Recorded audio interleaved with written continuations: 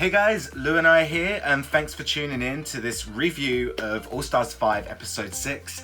I'm joined by Aaron Carty's Beyoncé Experience. Aaron, how you doing? Hello, I'm good. Obviously, we're back after last week. We had a crazy week last week, so we should explain why we didn't get round to doing this last week. Yeah, explain.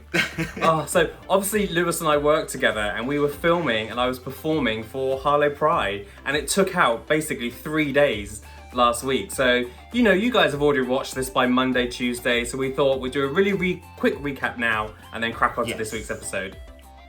Yeah, so it was Snatch Game. It was probably my favourite episode of the season so far. Oh, really? What did you think Why? of it? I don't know, it just, everything fitted together so well.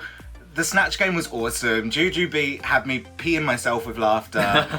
It was just such a good episode. And then the whole drama with India playing mind games, I genuinely think she was playing mind games, and it backfired, and then boom, she gone. And I was really happy that she went.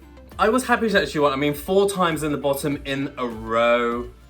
There's nothing around that. However, right. I think there was a bit of truth in what she said. I do think her, Mayhem, and Alexis were ganging up on Shea in that episode. Oh, do you think? See, because I don't know, because Alexis made it sound really like she had a point where she was like, if I wanted to get you out, I would have needed everyone. Yeah, but you know, they would have been almost the majority. You needed one other person to maybe vote for Shea, and you would have got it. So, and it also sets a precedence and an alliance. Like, are the 3 of us always going to be together? Shall we always do this? Yeah, okay, I kind of see that. I wonder if we'll ever get the truth about that, whether there's like unseen footage. Do you know what? I think there's something in the episode. Maybe we should double back to that episode and then have a look. But there was at least those conversations going on. However, there are always these conversations going on. People are always saying this in every single season. So, look, it's a game. It's a game first, so. It is a game, and that's what I constantly kept saying. It's a game. You put the game first. It's not best friends race. It's not this. It's not that. It's a game. Totally. Shea's the biggest competition. You get Shea out. Do you know what I mean? It's gonna happen. It's gonna happen. All that talk of India and Alexis drama leads us straight into this week's episode. What did you think of the episode overall? I loved this episode. I mean, it's anything that's a costume making challenge. I think it's a massive challenge for the queens. Not so many people sew nowadays. I don't know why. So I was loving it. I was like, yes, this would have been my challenge of the season. Like, yeah, you know, anything costume making, I'm gonna win. I'm gonna slay that. Yeah. So, and I thought it really brought everybody's personalities out in terms of who they are, what they do as a queen. You know, and I think for me, if you're very much an organic queen, you've always made your own stuff, whether it be, you know, with garbage or things around the house, or you're creating couture costumes. I think if your essence of drag is you've created yourself, that is your clothing as well. Yeah, I guess the sewing challenge ones are always the hardest because, like you said, there are some queens that do make their own stuff, that they're gonna succeed in it.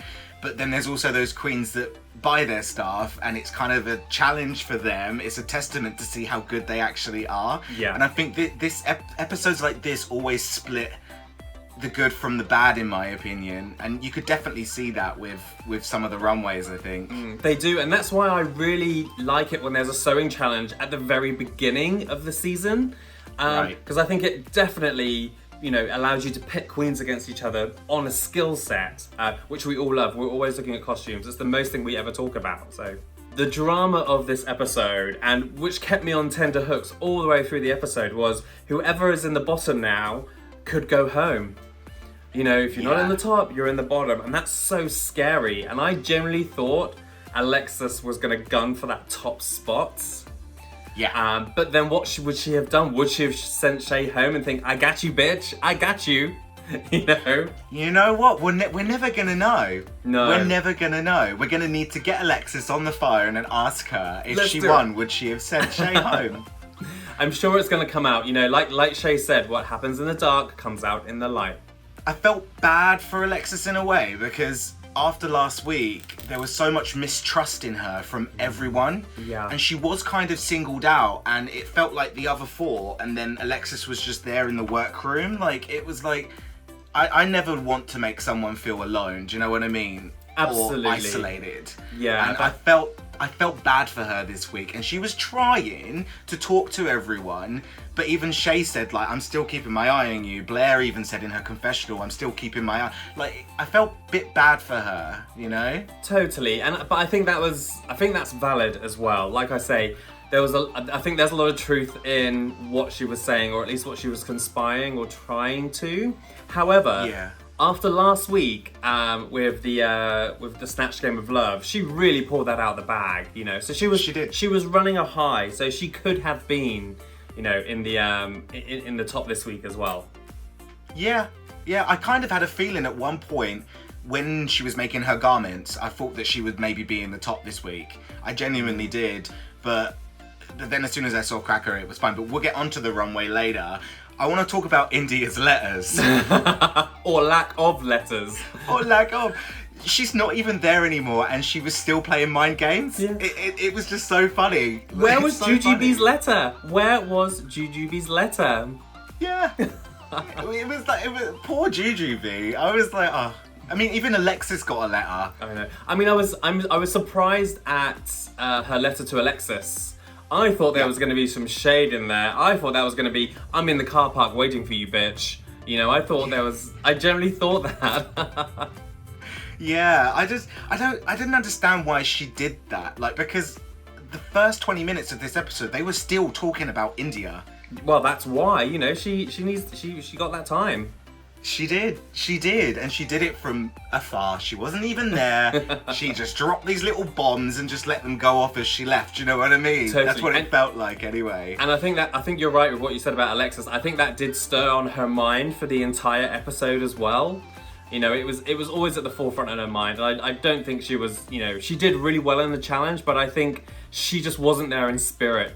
You know, and yeah. I think India played that game well. Whether it was intentional or not, it definitely got her going. Yeah, I totally agree with that. Yeah. I do want to make a confession. Oh. I did actually cry in this episode. Oh. And I'll tell you why. Go on. It was Shea and Jujubee segments talking to RuPaul.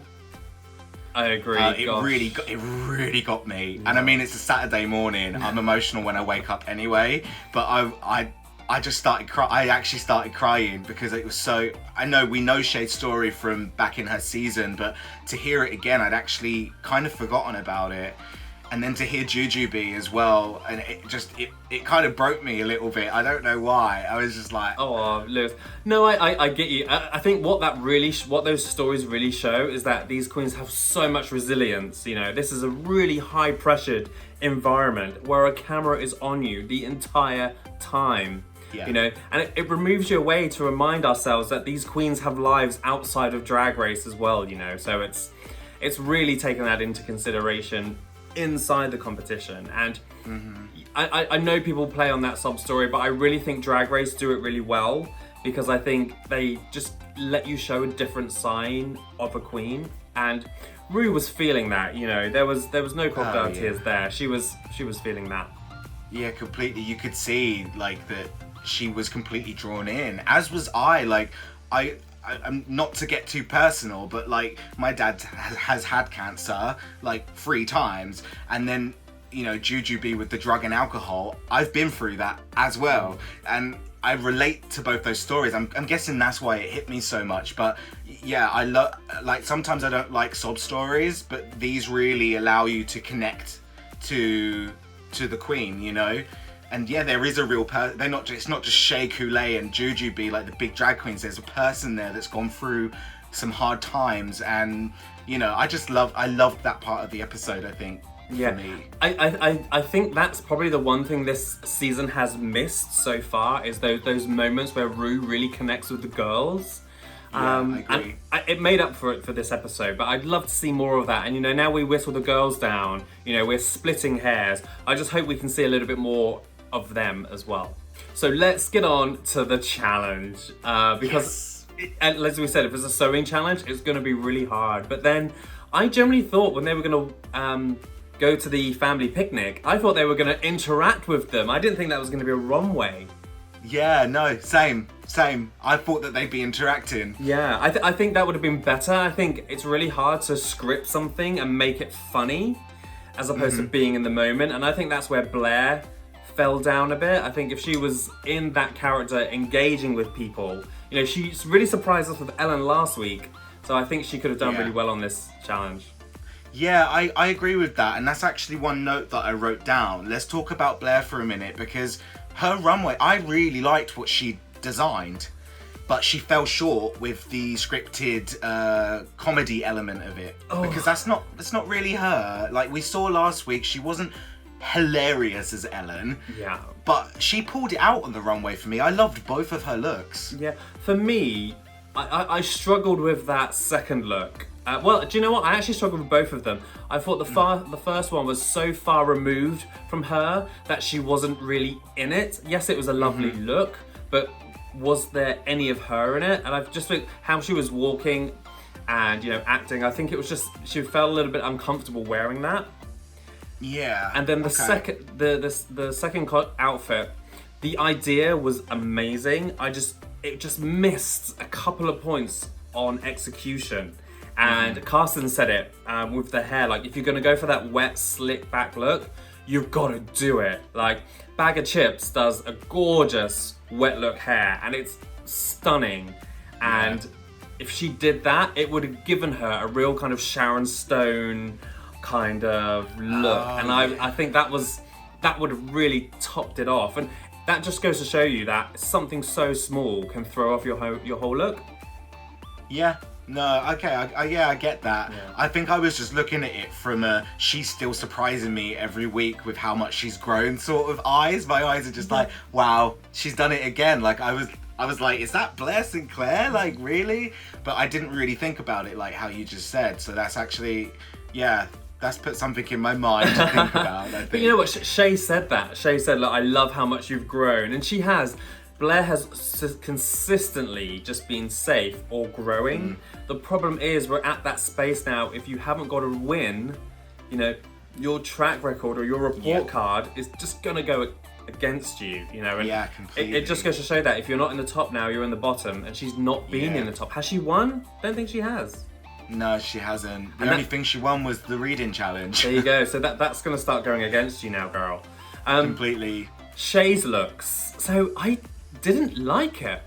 I didn't like it. Did you not? No. Her, you know, I can't remember the name that she gave herself, but with the Cheetos and the spray-on t-shirt, I was actually listening to Missy Elliott yesterday, and it threw me back to Missy Elliott vibes. I was like, yes, that's what she used to do. I was loving that. But that bridal look with the two-toned blue, it was just too busy. And I think actually, if the bodysuit matched the chaps, I don't know if she didn't have enough fabric, but I think if that was all kind of one fabric, I think that would have worked a lot well. Beyonce does that really well with the Burberry look, and it's all one. And you think, oh, is it busy? But because it's all one, it kind of works. Yeah, I agree with that. I think Shea's was a little bit busy, the second look. The first look I really, really liked. Yeah. It was very stripped. It was stripped back without being too stripped back. It just worked, but then the second one, I did think it was a bit messy. I just didn't get the bridal gown, the bridal veil thing with the outfit. It just didn't work. Yeah, she would have done better with a straw hat, you know, a big straw hat. Or to have worn that hat that Jujubee wore in her first look. That, with that tartan look, that would have been amazing. Yeah, so let's talk about Jujubee's runways then, because I loved them as well. I love Jujubee's. I thought Jujubee was going to win that. Like, this bitch doesn't sew. She don't sew. But she made a dress, and I was like, that dress is stunning. You know, that's really nice. Yeah. It was still very much Jujubee. She was filling her oats with that. It just worked, and I think hers was probably one that you wouldn't have thought what she'd made it out of. You know, it looked like a lovely dress. But her first look, wow. Yeah. Wow. I was like, this is Lady Gaga times 100 with that hat. Like, it was massive. Amazing. I did think with Jujubee that she was the only queen out of this runway where I genuinely was like, for her second look. Yeah. Because the fact, like you said, the fact she's not a sewing queen, but she made that. And yes, there was a couple of little problems with it that Michelle pointed out, but they were so minute that I didn't even notice it at all. I was more focused on the fact she'd created that dress. But we're at that stage where those tiny things are gonna get you kicked out, or at least not in the top, you know? And I mean, that brings us on to Alexis. I was, again, Alexis frustrates me sometimes because yes, it's always her, but it's always her. It's always that kind of style. You know, it's always that long dress and a bit out of the side. Yes, it came out a lot more this week because she had a bloody kid's swimming pool underneath it. I didn't like the shape of the dress, but then when she revealed it was a swimming pool, I was like, oh, okay. No, it still didn't work for me. I was just like, why have you done that? Like, it would have been better if it just went all the way down and she had that mermaid tail at the bottom. That would have really set it off. And that first look, what the hell? That looks like that came from H&M. And then Miz Cracker, I was surprised Miz Cracker won, actually. I was surprised. Yeah. She didn't blow me out the water, let's just say that. Yeah, that first look was scary, although it worked for the look. And I think Carson said it, you look like you've got 12 cats and live in your car. Brilliant. She gave us another character, which was fantastic. And then... That's what she's good at, though.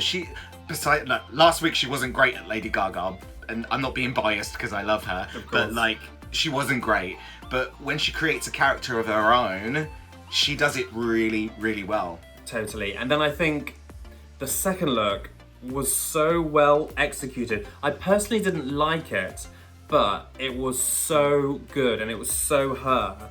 Every single piece of detail had been thought about, and you've got to respect that. You've got to love it. Oh, completely. I also love the fact that she told the judges that Shea had helped with everyone, but in a way that was kind of a detriment to Shea because she should have focused more on her and maybe she would have won the runway, in my opinion. Perhaps. I do think Shea had what she wanted to execute, she did execute, so I don't think it hindered her in any way. But I do think we always get it wrong sometimes. God, I've got it wrong with costumes, you know, sometimes. I love that idea of costumes, that you can experiment and sometimes you get it right, sometimes you get it wrong, but you learn as you go along. I did love the message of the episode and you know, this week I've been doing lots of talks with UK Black Pride and Warner Music and PlayStation, and you know, a message that's really come out is that people forget that the A in LGBTQIA is ally.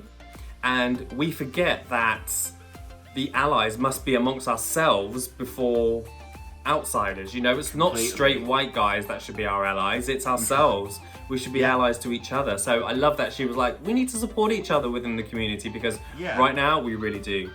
Yeah, we can't be tearing into each other, we should be unified and be as one. You know? We've got these videos to tear into the queens, that's fine, but you know, that's just fun entertainment. Leave it for these videos. Yeah, just for entertainment. Okay, so deliberation time. Did you think it was right that Cracker said, well, Shea and Jujubee have won challenge, so Blair and Alexis are going to be the bottom two, basically? 100%. I can't believe Blair turned around and said, I need to question my friendship now. Yeah. I was thinking girl, just accept your position right now, you know, get on your knees. No, not really.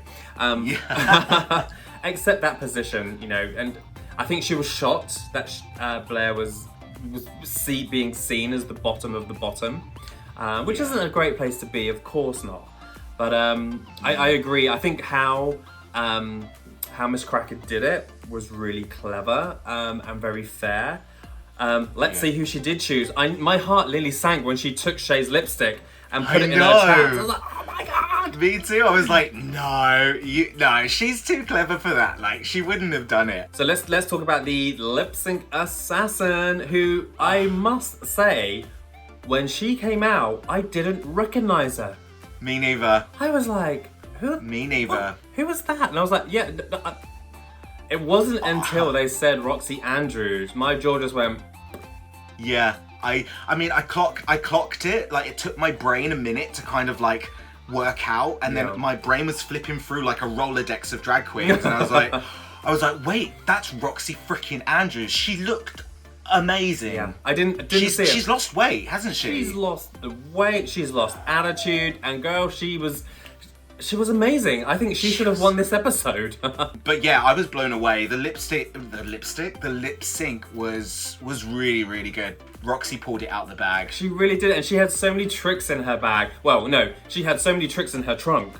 Do you know what? It's been the first queen that's come back as the lip sync assassin that I thought, I want to see more of her. Yes. Yeah. You know, I want to see Roxy again. I want to watch her season. I want to see how good she was. You know, definitely. So, the lipstick that was chosen, the queen that went home, was it the right decision? Sending Alexis home was the right decision, I think. Based on, you know, track record, yes, she was the bottom of the bottom with Blair. I do agree with that. Mm-hmm. Blair has surprised me every single week, and I've said that in these reviews, where Alexis has just been Alexis and her silhouette every week. You know, it's been the same thing. So I was really happy with the choice. Yeah, I think I was a little bit disappointed because I did connect a bit more because of the whole isolation thing that I felt. I was like, okay, I feel bad for Alexis. But yeah, so that was my disappointment in it. But yeah, I think the right decision was made as well. And Blair's probably not going to win it, but at least get her into that top 4. Yeah. Just to give her that sort of experience. And I think that will help her growth. Yeah, Whereas if she went home, it would just stall her a little bit, in my opinion. Definitely. We are on now top 4. So I think this is probably a really good chance for us to let's take bets on who we think is going to be. Let's go for top 2. Who is your now top 2? I think it's going to be Shea and Miz Cracker. Okay. But my heart is telling me or wanting it to be Jujubee and Shea.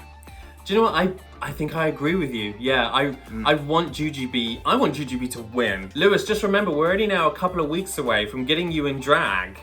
So we need to start thinking about what we're going to do. I think I'm going to make you something. I'm going to get some fabric and I'm going to make you something new. So maybe we should base it on a Lady Gaga look that you've always loved.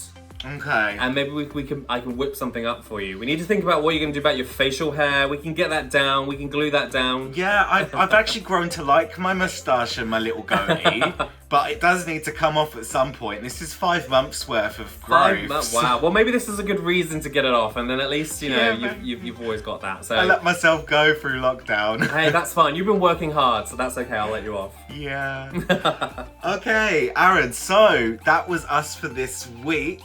Are you excited about next week? I'm so excited for next week. I was so excited for this week, you know, because it's getting so intense now. So bring on that finale. Yes, I completely agree. I cannot wait for the finale. I mean, I don't want it to end, but I do want to see the end. Do you know what I mean? It has to end at some point, you know? Okay, guys, so thanks for tuning in to our review of episode 6 of All Stars 5. Most importantly, we want to hear from you. What were your opinions on this episode? Comment below. Comment on whether you agreed with us. And yeah, let's get a conversation going. And we will see you next week for episode 7. So, bye from me. It's bye from me. Ciao, guys.